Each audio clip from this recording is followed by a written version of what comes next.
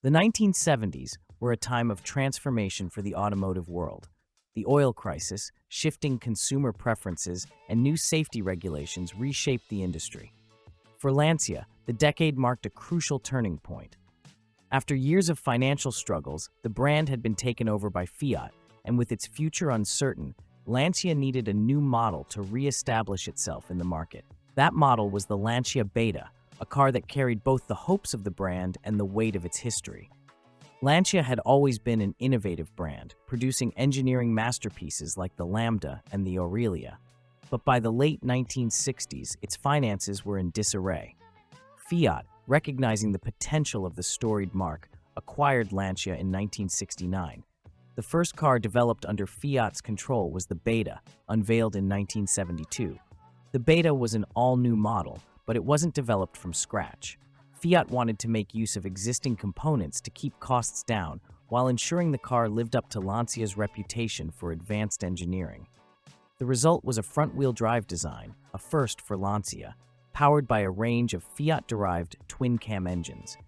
But despite borrowing elements from its parent company, the Beta was no ordinary Fiat.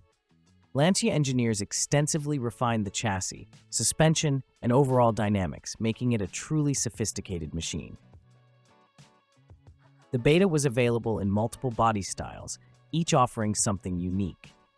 The Berlina, or sedan, was the first to arrive, featuring a sharp, angular design penned by Lancia's in-house team.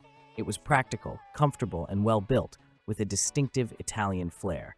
Then came the Coupe, a sleeker, sportier version with a lower roofline and a more aggressive stance. For those who wanted an open-top experience, Lancia introduced the Beta Spider, designed by Pininfarina. It featured a removable Targa-style roof panel and a folding rear soft top, blending open-air motoring with Italian style. But the most exotic of them all was the Beta Monte Carlo. Unlike the rest of the Beta lineup, the Monte Carlo was mid-engined and designed as a true sports car.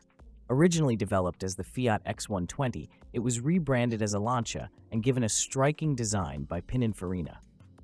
The Monte Carlo would later serve as the basis for the legendary Group B 037 rally car.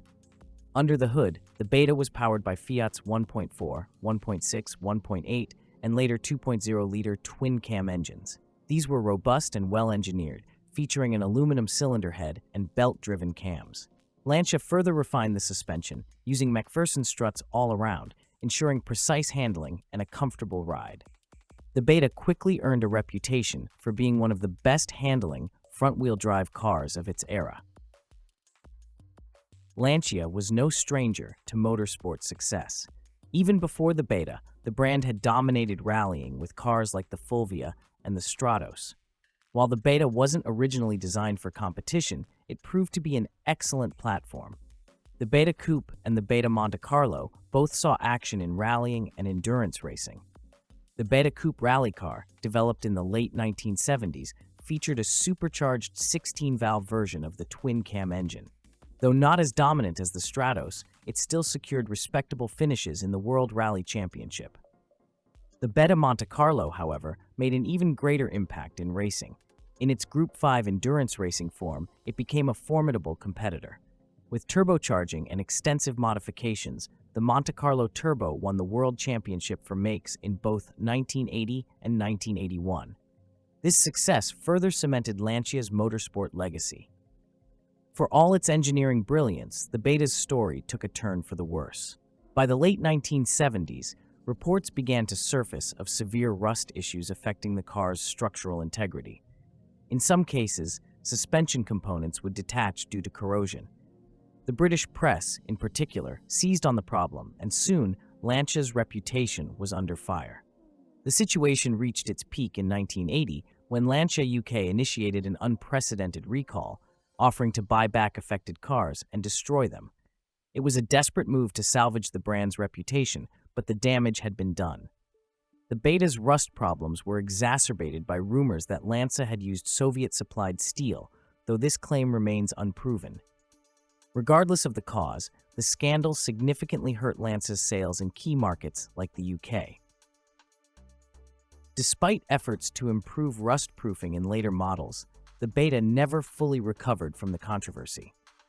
By 1984, production had ended, marking the conclusion of a model that had once promised to revive Lancia's fortunes. Though its reputation was tarnished, the Lancia Beta remains an important part of automotive history. It was a car that combined innovation, performance, and Italian flair in a way that few others did.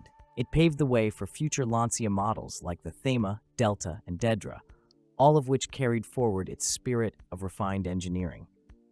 Enthusiasts today recognize the Beta for what it truly was, a well-designed, engaging car that suffered from unfortunate manufacturing issues.